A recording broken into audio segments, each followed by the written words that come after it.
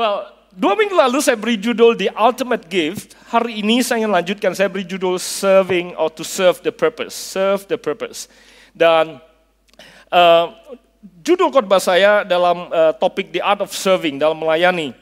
Saya beri judul Ultimate Gift karena saya mengambil judul daripada satu film.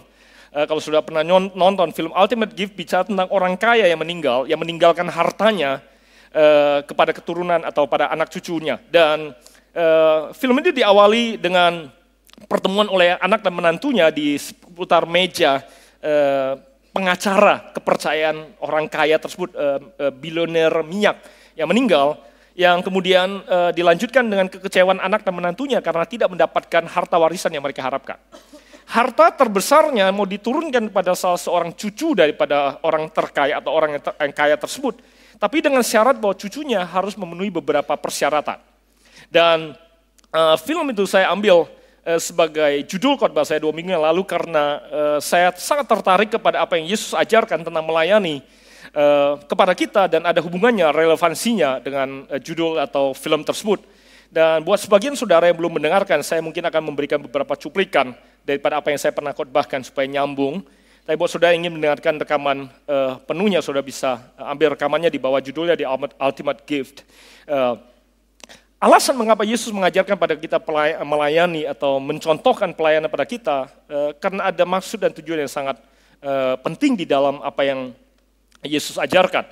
Dan kalau saudara menyadari bahwa apa yang kita bicarakan selama 2 bulan ini tentang melayani dan pelayanan, hati melayani, saya bayangkan kalau seandainya apa yang kita bicarakan selama 2 bulan ini saudara lakukan dalam kehidupan saudara, saya percaya pernikahan saudara akan menjadi lebih kuat.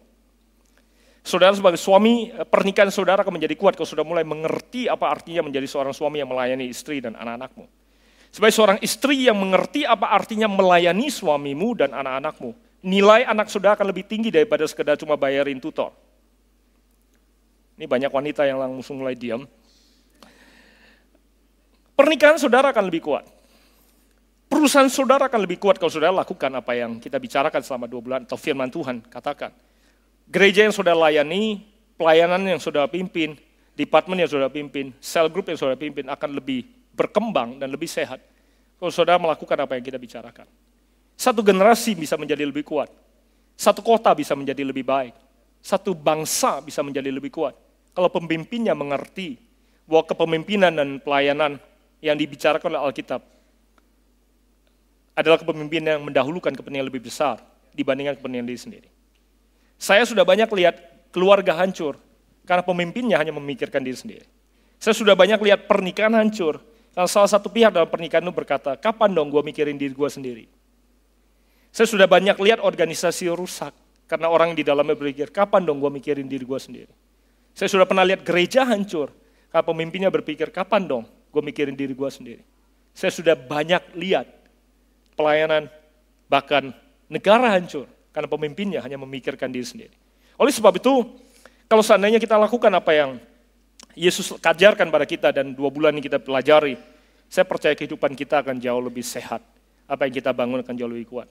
Nah, saudara kalau bangun rumah, saudara tidak akan bangun rumah dari atap. Mulainya nggak bangun dari atap, saudara akan bangun mulai dari dasarnya, fondasinya. Dan apa yang Yesus ajarkan pada kita untuk melayani, itu seperti membangun dasar dalam bangunan kehidupan yang kita mau bangun. Tahukah saudara bahwa sebagian besar waktu yang saudara pakai untuk membangun rumah, saudara pakai untuk membangun fondasinya? Dan bahkan waktu yang banyak yang saudara habiskan itu untuk membangun sesuatu yang nantinya tidak akan kelihatan sama sekali. Akan tertutup oleh apa yang kelihatan. Oleh sebab itu melayani merupakan dasar dari bangunan yang saudara ingin bangun. Apakah itu pernikahan saudara? Apakah itu perusahaan saudara? Apakah itu karir saudara? Apakah itu gereja saudara? Atau apa saja yang saudara ingin bangun? Perlu dibangun atas dasar apa yang Yesus ajarkan pada kita dengan sikap hati melayani atau menjadi sikap hati atau memiliki sikap hati seorang hamba. Tanpa itu, dasar daripada apa yang saudara ingin miliki tidak akan kuat. Kenapa saya katakan begitu? Karena 2 minggu yang lalu waktu saya bicara tentang Ultimate Gift atau film tersebut, saya juga menampilkan statistik yang dikenal oleh dunia. Dikatakan bahwa 76% orang terkaya di dunia, mereka mengalami kesulitan untuk menurunkan harta kekayaan yang mereka kumpulkan kepada anak mereka. Dikatakan bahwa Fortune 500 companies pun 76%-nya tidak berhasil menurunkan perusahaan atau empire, kerajaan bisnis tersebut ke generasi keduanya. Dengan kata lain, dari 100 perusahaan terbesar yang ada, 76-nya habis di tangan anaknya. Tidak berbekas. Oleh sebab itu, saya pikir angka itu tidak akan terlalu mengejutkan kalau kita cocokkan kepada gereja juga. Kemungkinan besar 76% gereja yang dibangun oleh generasi pertama juga tidak berhasil dilanjutkan oleh generasi keduanya. Kenapa? Karena generasi kedua tidak pernah menyadari dan mengerti apa yang dilakukan oleh generasi pertamanya. Saya kasih saudara contoh sesuatu yang membekas di hidup saya waktu saya pernah minum kopi dengan om saya, adik mama saya. Waktu itu kami minum kopi dengan sepupu saya, anak-anak om saya, di salah satu tempat minum kopi yang berlogo hijau, yang harganya cukup mahal, yang banyak saudara habiskan kekayaan saudara di situ juga. Waktu kami minum kopi di situ, om saya tidak pesan, anaknya pesan, bahkan ada pesan yang dingin, yang panas, dan lain sebagainya. Terus saya tanya sama dia, om kenapa nggak minum? Dia bilang, yang bener aja kopi 30-an ribu. Saya minum kopi pasar 4.000 rupiah, yang masih pakai saringan kaos kaki. 4.000 rupiah, dia bilang, mana dia mau minum kopi 30.000. Saya bilang, tapi kan anak-anak om ini minum kopi, kan uangnya uang om. Sekolah di luar negeri minum kopi ratusan ribu, minum kopi saja ratusan ribu. Dan saya bilang, kan uang om. Iya, dia bilang, iya, bapaknya kaya soalnya. Bapak saya miskin. You get the point? You get the point? Saudara, kalau saudara ingin apa yang kau bangun turun pada generasi berikutnya, saudara tidak punya cara yang lain kecuali ajarin anak saudara untuk melayani. Kalau saudara sebagai orang tua takut anak saudara susah, you know what? Saudara akan susah suatu hari.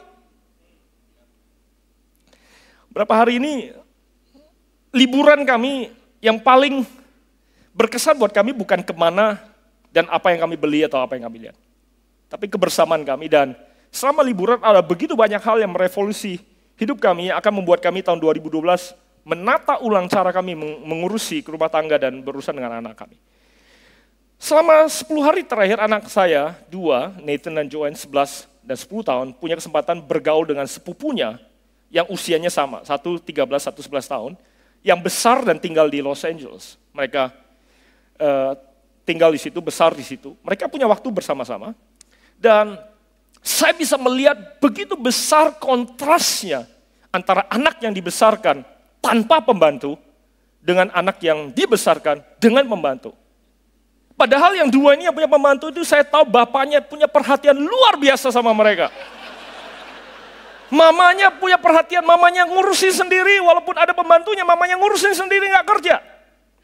Sudah lakukan semua yang ideal yang bisa orang Jakarta lakukan.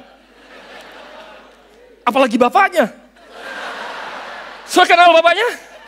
Saya juga kenal. Waktu saya lihat kontras yang ada, anak sepupu saya bisa bersihin WC. Anak saya bisa ngotorin WC.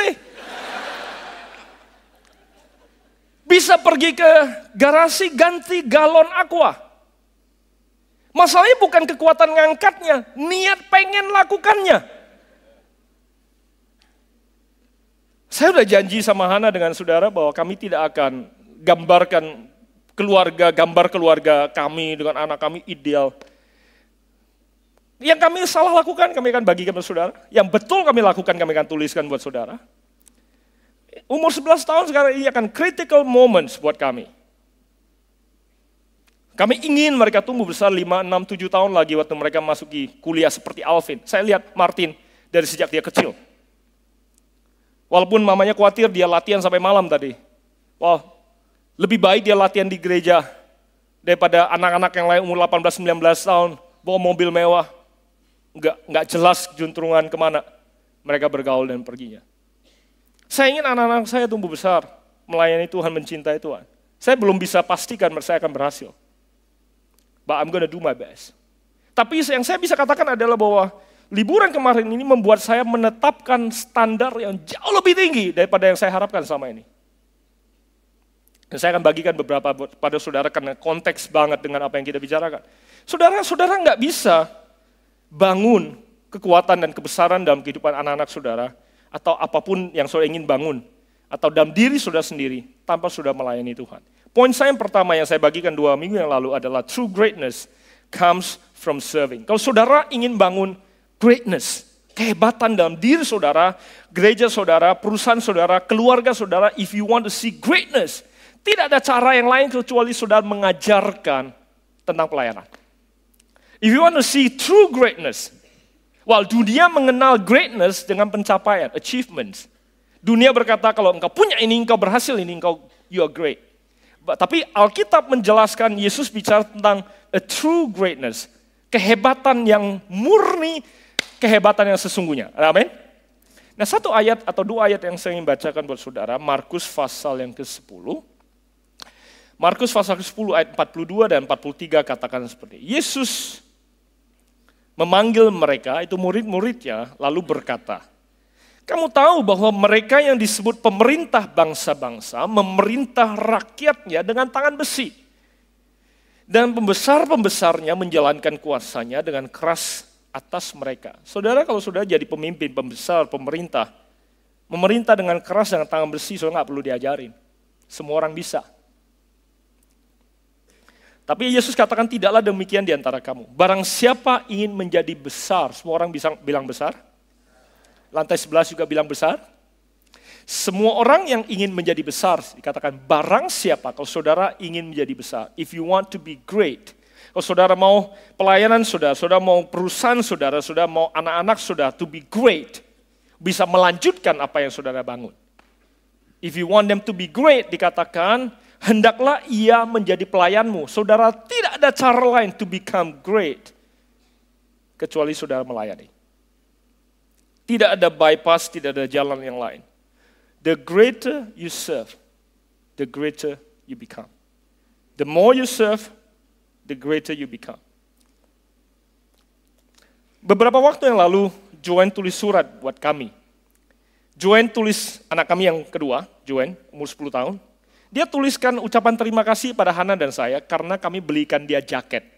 Dia kepengen banget jaket itu, tapi kami sempat bergumul lama karena jaketnya mahal harganya. Hampir 500 ribu, 400 sekian ribu. Dan dia pengen banget, tapi kami bergumul, akhirnya ya kami nggak ketemu yang lain yang lebih murah, akhirnya kami beli. Setelah kami beli, dia baru menyadari harganya hampir 500, 400 berapa, saya lupa. Dia berkata begini, Mom, Dad, I'm so grateful, thank you for this gift. This is so precious and so expensive. Dia bilang, because I've been saving all my life, dan saya baru kekumpul 653.900 rupiah kalau nggak salah. Dan dia berkata, kalian belikan saya baju 400 sekian ribu. Waktu dia tuliskan buat kami, saya bawa surat itu, saya tunjukkan pada teman-teman di kantor. Saya berkata, saya begitu senang, bukan karena dia bilang terima kasih. Saya begitu senang karena untuk pertama kalinya ngerti apa artinya nilai daripada uang. Untuk pertama kalinya dia bisa merasakan, wow, itu banyak ternyata. Karena saya nabung bertahun-tahun selama ini, cuma 600-an ribu kekumpul, ini sekali 400-an ribu. Bertahun-tahun saya coba mau ngajarin anak-anak saya tentang nilai daripada uang. Caranya gimana? Kami kasih mereka uang untuk mereka simpan, kemudian ajarin mereka untuk memberi. Dan saya nggak ingin membesarkan, tapi setiap kali excellent sacrifice, kedua anak saya memberikan semua tabungannya. Saya bangga. Mereka berani memberikan semua tabungannya, tapi saya juga pada waktu bersamaan tahu bahwa mereka nggak ngerti yang mereka berikan itu seberapa menyakitkan buat mereka. Are you with me? Karena mereka belum ngerti nilainya. Mereka kasih semua, tapi saya pengen melihat mereka rasa sakit waktu mereka kasih, karena mereka belum ngerti nilainya. Nah, untuk pertama kali saya lihat Joanne mengerti nilai daripada sesuatu. Karena kalau saudara ingin anak-anak saudara, perusahaan saudara, karyawan saudara, appreciate nilai, tidak ada cara lain kecuali saudara mengajarkan mereka untuk melayani dengan tangan mereka, sehingga tangan mereka earn apa yang berharga yang mereka dapatkan. Waktu liburan itu kemarin, Nathan suka vanilla ice cream. Saya belikan Nathan vanilla ice cream karena saya pikir makanan pokok dan sedikit dessert. Dia nggak tiap kali makan dapat dessert. Sekali-sekali dessert, itu sesuatu yang harus saya sebagai orang tua lakukan. Dia nggak perlu tiap kali makan pagi, siang, malam bilang, Dad, terima kasih buat makan pagi. Dia nggak perlu berterima kasih untuk kewajiban saya. Saya pikir saya belikan dessert. Nah cuma anak sepupu saya, waktu saya tawarkan, anak sepupu saya berkata, no I'm fine. I'm happy with free sample. Karena kalau es krim saudara boleh coba kan? Dan dia senang dengan free sample, dia berkata, because it's not cheap. Umurnya sama saudara, saya langsung berpikir, wow. Yang satu itu nggak pernah pusing berapapun yang bapaknya bayar. Yang satu, selama ini saya berpikir anak saya masih terlalu kecil untuk mengerti nilai daripada uang. Saudara mau anak-anak saudara, perusahaan saudara, gereja saudara menjadi gereja yang have greatness in them. Tidak ada pilihan lain kecuali saudara bukan mendorong saja, memaksa mereka untuk melayani. Oleh sebab itu di gereja ini banyak di antara saudara yang adalah direktur perusahaan di tempat saudara. Di sini saudara melayani di bawah traffic controller. Ada direktur perusahaan yang ngatur parkir di luar. Saudara, kalau saudara belum pernah melakukan itu, saudara nggak akan appreciate. Kalau anak saya tidak pernah bekerja untuk earn uang itu, mereka nggak akan pernah appreciate. Nah, apa yang saudara belum pernah lakukan, saudara nggak akan appreciate. Maka Yesus ingin saudara menghargai apa yang dipercayakan dalam tangan saudara. Saudara, kalau saudara nggak pernah mengerti apa artinya duduk berjam-jam, berdiri berjam-jam pencet angka 4, 7, 10, panas, sampai maskara luntur, lipstick sudah kemana-mana. Belum lagi pas lagi lo saudara lepek-lepeknya, kemudian masuk lelaki gagah yang wangi. Dan saudara berpikir, boy, this is my chance untuk kemudian impress dia. Gagallah dan lewatlah kesempatan. Kalau saudara belum pernah ada di posisi itu melayani, saudara nggak akan pernah menghargai apa yang mereka lakukan. Am I making any sense, anybody? Nah, oleh sebab itu, saya temukan ada begitu banyak orang Kristen nggak menghargai keselamatan yang Kristus berikan buat dia. Karena memang saudara nggak perlu disalibkan untuk menghormati dan menghargainya. Unless you've been through that. Saudara akan menghargai kalau saudara menghargai. Saudara menyadari betapa mahalnya pengorbanan yang diberikan oleh Kristus di atas kayu salib buat engkau. Saya jamin saudara tidak akan satu detik pun akan mau menyanyiakan hidup saudara kembali. Yang kedua, alasan mengapa Yesus mengajarkan kita melayani. Ayat ke-44 sampai 45 di ayat yang tadi kita baca di Markus pasal 10 dikatakan, barang siapa ingin menjadi terkemuka. Kalau tadi bicara soal menjadi besar, greatness, kemudian dia katakan kalau engkau ingin menjadi yang terdahulu, terkemuka, yang paling terdepan di antara kamu, hendaklah engkau menjadi hamba untuk semuanya. Karena anak manusia juga datang bukan untuk dilayani, melainkan untuk melayani dan memberikan nyawanya untuk menjadi tebusan bagi banyak orang. Dikatakan bahwa alasan Yesus mengajarkan kita untuk melayani, karena Yesus ingin kita mengerti atau punya kualitas yang sesungguhnya sebagai seorang pemimpin. Dunia membutuhkan pemimpin-pemimpin yang hebat. Dan seorang pemimpin yang hebat adalah seorang pemimpin yang melayani dengan hebat. The world needs great leaders and a great leader is the only one who greatly serves. Sangat menarik bahwa prinsip yang Yesus ajarkan di sini, karena berbeda dan kontradiksi dengan apa yang dunia ajarkan. Dunia katakan kalau engkau ingin menjadi yang terkemuka, yang paling depan, dunia akan berkata, injak yang di belakang, singkirkan yang lain, lari lebih cepat sehingga engkau ada di depan. Tapi Yesus berkata enggak, kalau engkau ingin yang di depan, engkau mendahulukan yang lain. Sangat kontradiktif dengan apa yang dunia ajarkan. Kalau engkau mau menjadi yang paling depan, engkau dahulukan dulu orang lain. Saya sudah banyak lihat negara, bangsa, generasi, organisasi, gereja hancur karena yang mimpin mendahulukan kepentingannya di atas kepentingan yang lain. Saya pikir generasi ini perlu pemimpin yang berani mendahulukan kepentingan yang lebih besar di atas kepentingan sendiri. Ada 3 orang yang setuju. Saya pikir bangsa dan generasi ini perlu pemimpin yang berani mendahulukan kepentingan yang lebih besar dibandingkan kepentingan sendiri. Ya, ada 5 orang mulai.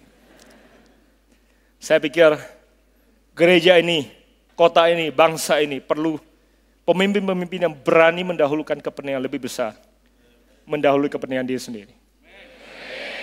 Amin. Yesus berkata, kalau engkau ingin menjadi yang terdahulu, engkau taruh kepentingan orang lain, melayani kepentingan orang lain lebih besar daripada kepentingan dirimu sendiri. Di Alkitab ada mencatat seorang wanita yang bernama Ruth, atau Ruth bahasa Indonesianya. Ruth adalah menantu dari seorang wanita atau seorang janda yang bernama Naomi. Dua laki-laki, anak laki-lakinya Malion dan Kilion mati, sehingga dua menantu perempuannya Orpa dan Ruth disuruh oleh mertuanya. Naomi berkata, udah kalian pulang deh, saya udah gak punya anak laki-laki lagi. Sebab di zaman mereka kalau ada anak laki-laki yang lain wajib menikahi iparnya. Saya bersyukur hukum itu tidak berlaku lagi zaman sekarang. Dan Naomi berkata, saya gak punya anak laki-laki lagi, kalaupun saya punya anak laki-laki masa mau ditungguin? Udahlah, pulanglah, menikahlah karena kalian masih muda. Mereka disuruh pulang. Orpa kemudian cium mertuanya, kan Orpa pulang ke negeri asalnya, orang Moab mereka. Dia pulang, kemudian Ruth berkata, aku akan ikut kamu kemanapun kau pergi. Negaramu akan menjadi negaraku, Tuhanmu akan menjadi Tuhanku. Padahal dia bangsa asing. Dia ikut dengan Naomi. Dengan kata lain, dia punya kesempatan untuk mengejar cita-citanya sendiri. Karena ini kesempatan untuk dia membangun segala sesuatu baru. Yaitu meninggalkan Naomi dan memulai segala sesuatu yang baru. Pada waktu dia tolak tawaran itu, berarti dia sedang menguburkan cita-cita dan kemungkinan untuk dia mulai sesuatu yang baru. Dan mengambil keputusan untuk hidup sebagai janda bersama dengan mertuanya for the rest of her lives. Nah, yang saya ingin katakan pada saudara adalah bahwa you never know di mana Tuhan sembunyikan kesempatan for you. Buat saudara yang tahu akhir cerita ini dikatakan, Ruth juga justru setelah dia kuburkan impiannya, mendahulukan kepentingan melayani mertuanya di atas kepentingan diri sendiri. Justru di balik itu Tuhan angkat hidupnya.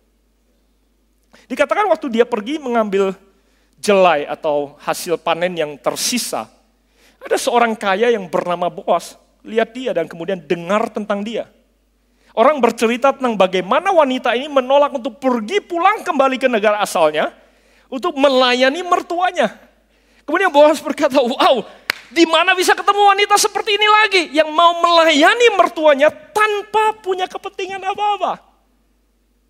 If I'm gonna look for a woman, mau cari istri yang begini bakal modelnya. Dia nggak akan nuntut beli Hermes, tas mahal-mahal. Dan belanja terus bikin pusing. Ini sekedar tips buat saudara yang mau cari pasangan. Mendingan cari yang di lift sana daripada yang di disco.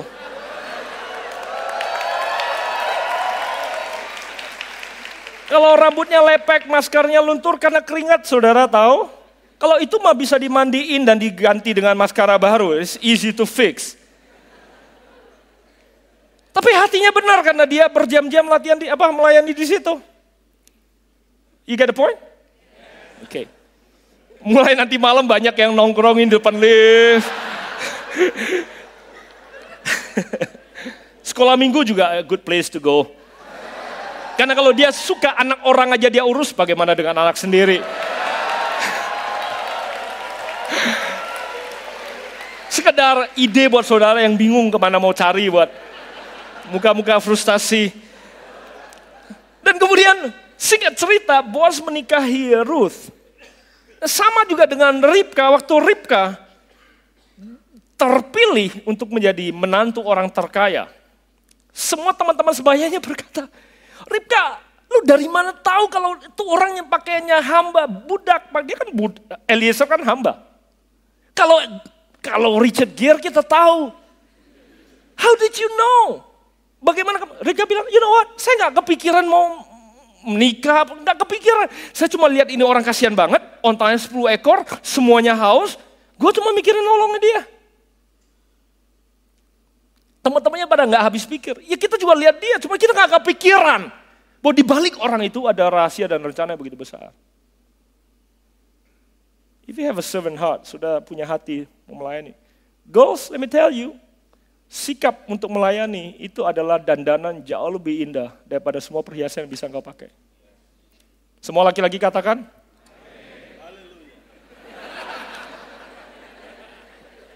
Make sense to you? Saya nggak bilang saudara nggak perlu pakai dandanan, but kalau saudara nggak bisa lihat diri saudara cantik tanpa dandanan, mau dipoles seperti apapun juga sulit melihat kecantikannya. Itu juga salah satu tweet yang dapat retweet cukup banyak beberapa hari terakhir. You gotta see your self beauty, dan kecantikan harus datang dari dalam diri saudara, sikap hati saudara. Kalau saudara mendahulukan kepentingan lebih besar, Tuhan akan angkat engkau. Kalau nggak, tidak akan pernah tahu kapan kesempatan datang. Poin saya yang ketiga, Yesus kemudian mengajarkan dalam Yohanes pasal ke-13 tentang pelayanan. Ayat 12-15 dia katakan begini. Sesudah ia membasuh kaki mereka, Yesus membasuh kaki murid-muridnya, ia mengenakan pakaiannya dan kembali ke tempatnya lalu berkata pada mereka, mengertikah kamu apa yang telah kuperbuat kepadamu? Dengan kata lain mereka sebenarnya belum mengerti pada waktu itu. Kamu menyebut aku guru dan Tuhan, dan katamu itu tepat, sebab memang akulah guru dan Tuhan. Jadi jikalau aku membasuh kakimu, aku yang adalah Tuhan, sebab aku telah memberikan suatu teladan kepada kamu, supaya kamu juga berbuat sama seperti yang telah kuperbuat kepadamu. Ayat ke-16, aku berkata kepadamu, sesungguhnya seorang hamba tidaklah lebih tinggi daripada tuannya, ataupun seorang utusan daripada dia yang mengutusnya. Poin saya yang ketiga, mengapa kita diajarkan untuk melayani? Karena tidak ada cara lain untuk membangun, mengajarkan kerendahan hati kepada kita semua, kecuali Tuhan mengajarkan kita untuk melayani. Dan Yesus mengajarkannya tidak dengan mengkhotbahkannya, tapi mencontohkannya. Saudara tidak bisa ajarkan kerendahan hati kepada anak-anakmu, kepada gerejamu, kepada perusahaanmu. Saudara nggak mau punya perusahaan yang staf saudara sombong semua dan arogan. Karena saudara, staf yang arogan tidak akan bisa memberikan customer service yang baik kepada pelayan-pelayan saudara atau pelanggan-pelanggan saudara. Kalau saudara mau punya perusahaan yang semua bagian organ daripada perusahaan saudara punya sikap melayani dan customer service yang baik, saudara harus mencontohkan dan mengajarkan kerendahan hati. Dan di dalam kerendahan hati ada kedewasaan. Rumah tangga hancur karena tidak ada kerendahan hati dan tidak ada kedewasaan, tidak ada maturity. Orang-orang yang dewasa tidak sulit untuk merendahkan hatinya. Saudara kalau ngajarin sombong mah nggak susah. Nggak perlu diajarin, dari sononya orang bisa sombong sendiri. Saya selalu bilang begini, saya tidak akan takut duduk di garasi dan dikira mobil, karena memang saya bukan mobil. Saya tidak akan takut untuk mengepel dan dikira pembantu, karena kalau saya tahu siapa saya sesungguhnya. Nah kalau saudara seorang yang confident, pemimpin yang confident, saudara tidak akan takut melakukan apapun juga. Dan takut disalah mengerti. You're gonna lead a different organization, you're gonna lead a different company, you're gonna lead a different family. Kalau saudara mencontohkan itu seperti mana Yesus mencontohkannya. Bayangkan kalau Yesus yang cuci kaki saudara, your life will never be the same again. Yang saya contohkan 2 minggu lalu, saya cuci kakinya saja, saya rasa kalau saya saja yang cuci, hidupnya berubah. Bagaimana kalau Yesus yang cuci kaki saudara? Bagaimana kalau bos saudara yang cuci kaki saudara? Tidak ada cara yang lain kecuali saudara mengajarkan melayani, untuk mengajarkan kerendahan hati. Dan saya percaya, saya sedang bicara di hadapan hamba-hamba Tuhan yang rendah hatinya, bukan? Ada beberapa orang gak berani mengatakan amin. Yet. Poin saya terakhir, Matius pasal ke-6. Matius pasal ke-6. Matius pasal ke-6 ayat ke-24. Atau saya bacakan buat saudara dari ayat ke-19.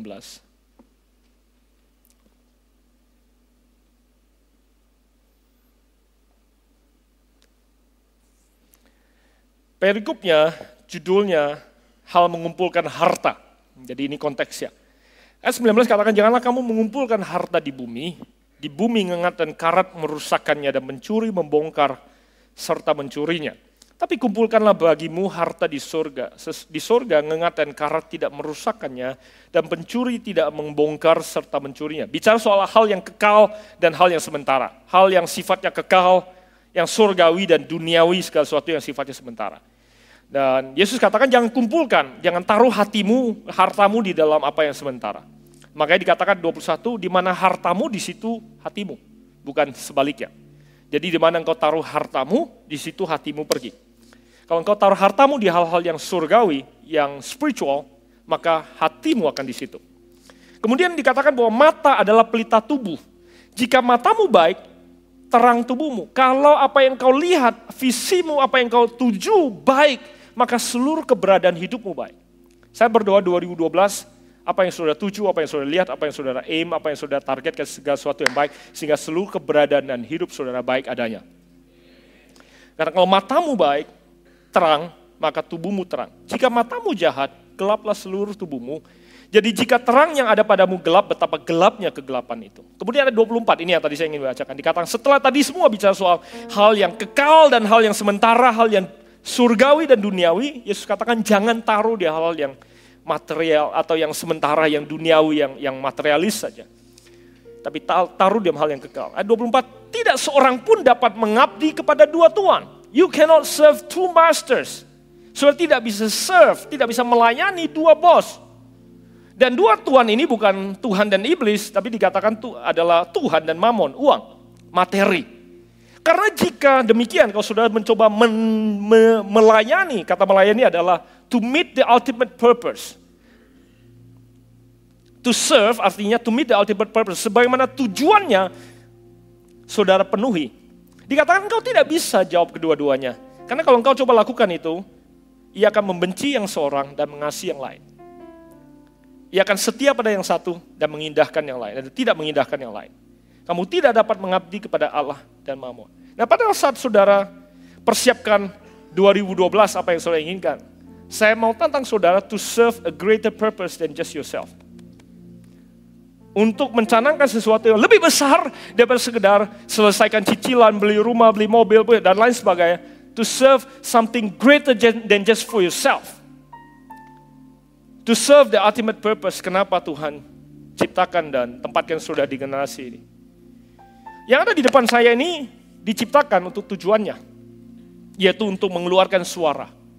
Bisakah dia dipakai untuk hal yang lain? Bisa. Dia bisa dipakai untuk berdiri. Cuman ini adalah abuse, abnormal use. To serve is to meet the purpose it was designed for. Nah, saudara, di 2012 saya berdoa, you serve a greater purpose